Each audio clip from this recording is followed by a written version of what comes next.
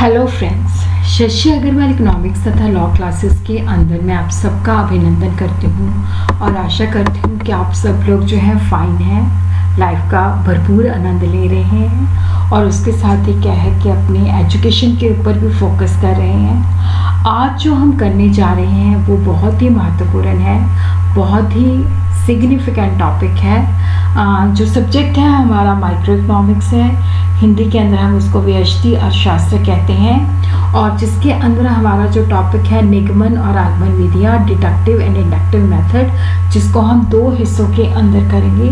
आज का जो हिस्सा है उसके अंदर हम डिडक्टिव को अंडरस्टैंड करेंगे। डिडक्टिव क्या होती है, उसकी क्या अवस्थाएं हैं, उसके क्या एग्जाम्पल के साथ हम उसको समझेंगे, उसके क्या मेरिट्स हैं, क्या उसकी जो है उसका डीमेरिट है।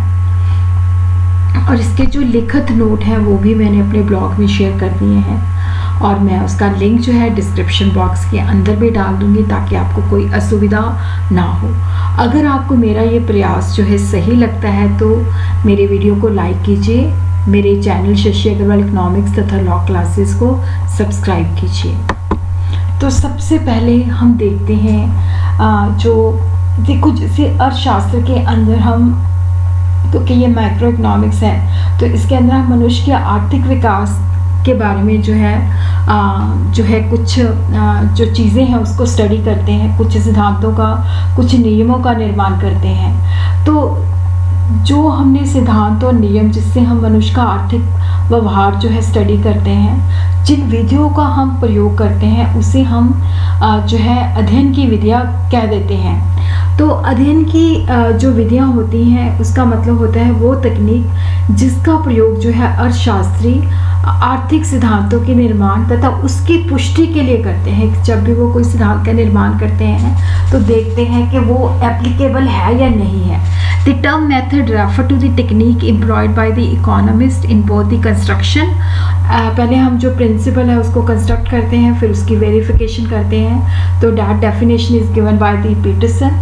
अर्थशास्त्र के अंदर भी दो विधियों का प्रयोग किया जाता है। निगमन विधि है जिसको हम इंग्लिश के अंदर डिडक्टिव मेथड भी कह सकते हैं, और दूसरी विधि जो है आगमन है, जो हम अगले वीडियो के अंदर जो है करेंगे। तो इस तरह से हम कह सकते हैं कि दो विधियां हैं, निगमन विधि है एंड आगमन विधि है। तो इसके अंदर हम अंडरस्टैंड करते हैं कि जो डिडक्टिव मेथड है इसका क्या मतलब है। देखो, जब हम डिडक्टिव मेथड की बात करते हैं तो पहले हम देखते हैं कि इसको बहुत सारे लोग जो हैं, जैसे कोई इसको हाइपोथेटिकल मेथड भी कहता है, परिकल्पनिक विधि भी कहता है, क्योंकि यहाँ पे हम हाइपोथेसिस का पहले हाइपोथेसिस बिल्ड करते हैं। कोई इसको एब्स्ट्रैक्ट मेथड भी कहता है क्योंकि इसके अंदर जो है किसी समस्या से संबंधित जो महत्वपूर्ण तथ्य है उसके आधार पे हम निष्कर्ष निकाल सकते हैं। इसे कुछ लोग जो है अनुभव निरपेक्ष भी कहते हैं क्योंकि इसके द्वारा नियमों का निर्माण करने के लिए हमें पहले अनुभवों की आवश्यकता नहीं होती। और कुछ लोग इसको बौद्धिक प्रयोग की विधि भी कहते हैं, जैसे बोल्डिंग है, मेथड ऑफ इंटेलेक्चुअल एक्सपेरिमेंट भी कहा जाता है। तो अब हम देखते हैं कि जो निगमन विधि है ये किस चीज़ के ऊपर फोकस करती है। इस विधि का जो प्रयोग है परंपरावादी अर्थशास्त्र जैसे आदम स्मिथ, रिगार्डो, नव परंपरावादी वालरस, आधुनिक अर्थशास्त्री रॉबिन फ्रीडमैन। निगमन विधि की जब हम बात करते हैं तो इसके अंदर देखो, सामान्य सत्य के आधार पर हम एक विशिष्ट सत्य को जानने की कोशिश करते हैं कि जो जनरल थ्योरी है, जो जनरल प्रिंसिपल है, उससे हम एक विशेष नतीजे पर पहुंचते हैं।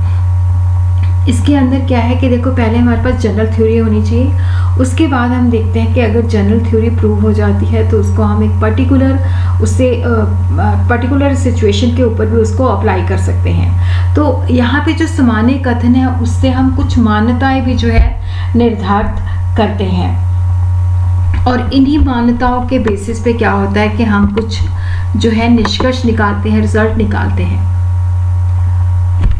इन तथ्यों की जांच की जाती है और अगर ये पाया जाता है कि ये तथ्य सही है तो हम निष्कर्ष जो है उन तथ्यों के आधार पर निकालते हैं और उस सामान्य कथन को नियम मान लिया जाता है। परंतु अगर तथ्यों की पुष्टि नहीं होती तो नियम के अंदर जो है संशोधन किया जाता है, इम्प्रूवमेंट की जाती है, या उसकी जगह पे हम कोई दूसरा नियम जो है बनाते हैं।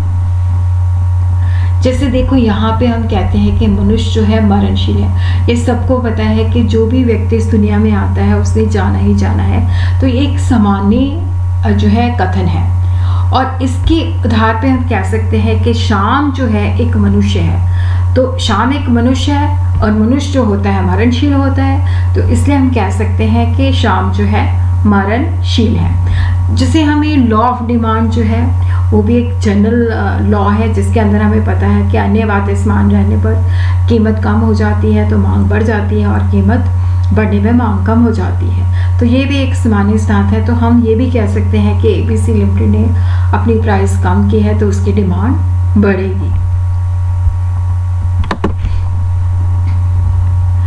और इसकी जो परिभाषा है, निगमन जो है सामान्य सिद्धांत द्वारा विशिष्ट निष्कर्षों को निकालने की प्रक्रिया है।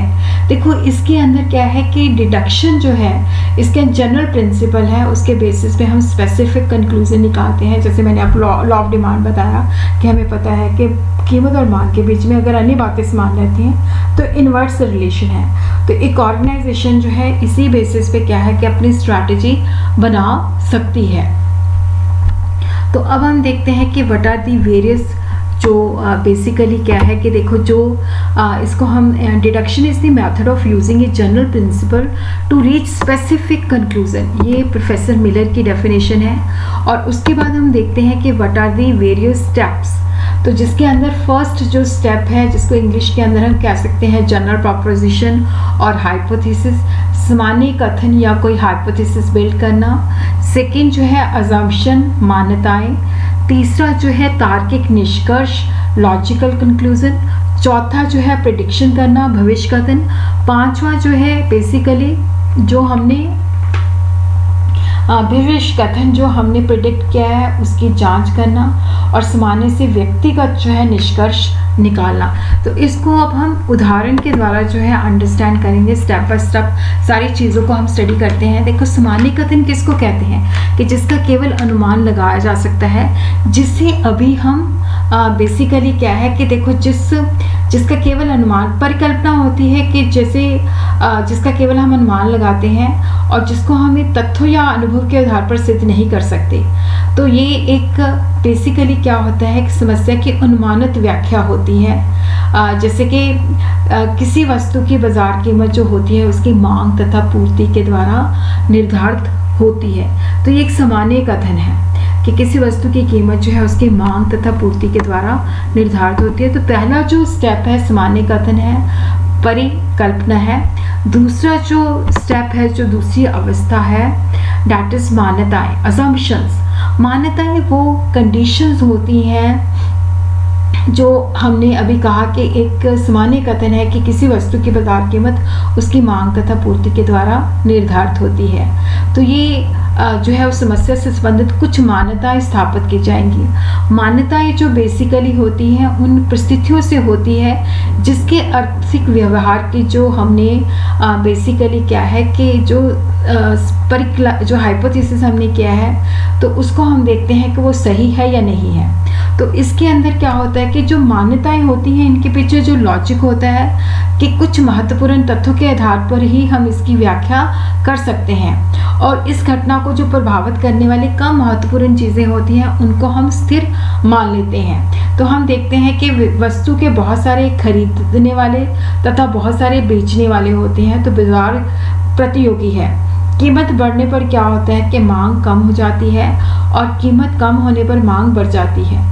कीमत बढ़ने पर पूर्ति बढ़ती है तथा कीमत कम होने पर पूर्ति कम हो जाती है।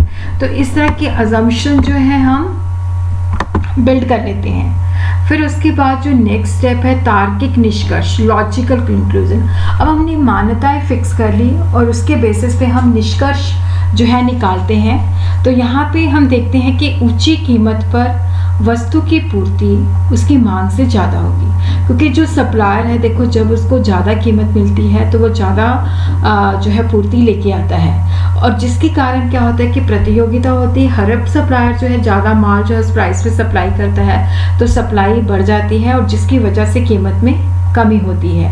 और अगर क्या है कि कम कीमत है तो सप्लायर कम माल लेके आएगा, तो बेसिकली उसकी जो पूर्ति होती है टोटल वो मांग से कम हो जाती है, जिसके कारण क्या होता है कि कीमत में वृद्धि हो जाती है।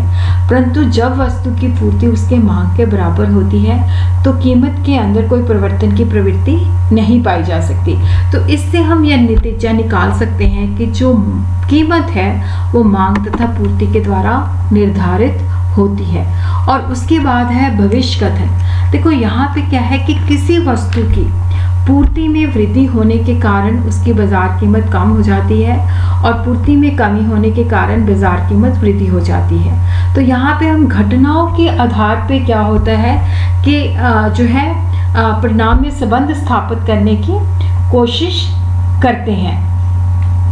और उसी तरह भविष्य कथनों की जांच, और जिससे क्या है कि हम सामान्य से जो है पर्टिकुलर नतीजा निकालते हैं। यदि भविष्य कथन जो है तथ्यों के अनुसार है तो उसे स्वीकार किया जाता है अगर वो सही सिद्ध होता है। अगर जो भविष्य कथन तथा वास्तविक तथ्यों के अंदर जो है अंतर पाया जाता है तो इस सिद्धांत को स्वीकार नहीं किया जाता, तो इसके अंदर संशोधन किया जाता है और इसकी जगह पे क्या होता है कि कोई दूसरा जो है नियम बनाया जाता है।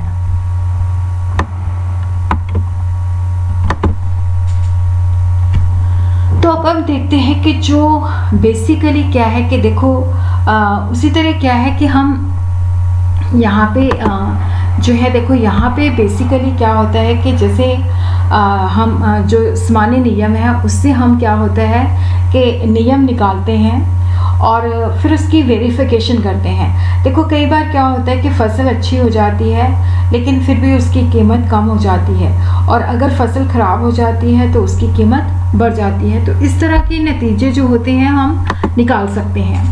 और उसी तरह हम देखते हैं कि जो निगमन विधि है इसके क्या लाभ हैं। एक तो देखो बहुत ही सिंपल है, इसके अंदर क्या है कि हमें तथ्यों को इकट्ठा नहीं करना पड़ता, उसका विश्लेषण नहीं करना पड़ता। इसका जो प्रयोग है कोई भी व्यक्ति कर सकता है। और इसी तरह क्या है सर्टेनिटी एंड क्लैरिटी, निश्चितता तथा स्पष्टता। इसका कारण है कि विधि के अंदर तर्क का प्रयोग किया जाता है। तो यहाँ पे हम अगर आधारभूत मान्यताएं जो है सही हैं तो तर्क के द्वारा आधार निकाले गए जो होते हैं कि जो हमने विशेष नतीजे निकाले हैं वो स्पष्ट तथा सही होते हैं। और उसी तरह निगमन विधि जो होती है निष्पक्ष होती है। इस विधि में आंकड़े इकट्ठा करने की कोई आवश्यकता नहीं होती और जिसके अंदर क्या होता है कि हमारी जो सोचनी है, जो बायसनेस है वो इसको प्रभावित नहीं होती। और उसी तरह क्या है कि ये जो नियम होते हैं सर्वव्यापक होते हैं, क्योंकि ये जो नियम है मनुष्य की सामान्य प्रकृति के ऊपर आधारित होते हैं, जैसे घटती सीमांत अपयोगिता का नियम। और इसी तरह क्या है कि निगमन विधि के द्वारा अन्य बातें समान रहने की स्थिति में आर्थिक निष्कर्षों के संबंध में सही भविष्यवाणी करना संभव हो जाता है कि अगर अन्य बातें समान रहेगी तो फसल बहुत अच्छी होगी और किसानों की आय में कोई वृद्धि नहीं होगी क्योंकि उसकी प्राइस कम हो जाएगी। और उसी तरह हम ये कह सकते हैं कि ये कम खर्चीली है क्योंकि इसके अंदर हमें डाटे को इकट्ठा करने की ज़रूरत नहीं पड़ती। और ये जो है ज़्यादा सूटेबल है क्योंकि इसको प्रयोगशाला में प्रयोग करने की ज़रूरत नहीं होती। और ये विधि जो है सामाजिक विज्ञान के अध्ययन के लिए बहुत ज़्यादा सही है। और उसी तरह हम कह सकते हैं कि आगमन विधि के अंदर आंकड़े तथा तथ्यों को एकत्र करने के बाद लॉजिकल डिडक्शन निकाली जाती है। तो इसी तरह क्या है कि देखो जो बेसिकली क्या है कि जो निगमन विधि है, निगमन विधि और जो आगमन विधि है दोनों ही एक दूसरे को कॉम्प्लीमेंट करती हैं। अब हम देखते हैं कि इसके अंदर जो है दोष क्या है, इसका क्रिटिसिज्म जो है किन लोगों ने किया है। रोशर एंड हिल्डरब्रांड ने इसका जो है किया है। तो वो कहते हैं कि ये जो बेसिकली जो डिडक्टिव मेथड है ये अनरियलिस्टिक अजम्पशन के ऊपर बेस है, जिसके अंदर हम लेते हैं अन्य बातें समान रहें लेकिन रियलिटी के अंदर ये अन्य बातें समान नहीं रहती। और उसी तरह क्या है कि देखो इस विधि के द्वारा जो विशेष नतीजे निकाले जाते हैं उसको प्रमाणित करना संभव नहीं होता। और उसी तरह यहाँ पे हर चीज़ को अन्य बातें जो होती हैं स्थिर माना जाता है जबकि वो स्थिर नहीं होती। और उसी तरह क्या है कि देखो यहाँ पे सभी समस्याओं का अध्ययन हम नहीं कर सकते, जैसे आर्थिक नियोजन, रोजगार, आर्थिक असमानता आदि समस्याओं का अध्ययन जो है निगमन विधि के द्वारा पॉसिबल नहीं होता। इस विधि के अंदर जो है तर्क के द्वारा जो है आर्थिक निर्माण किया जाता है और कोई डाटा नहीं इकट्ठा किया जाता। तो ये एक जो है एब्स्ट्रैक्ट मेथड है। और उसी तरह क्या है कि यहाँ पे व्यक्तिगत अनुभव का भी अभाव होता है, तो इसलिए इसके जो नियम बनाए जाते हैं वो सर्वव्यापी नहीं होते।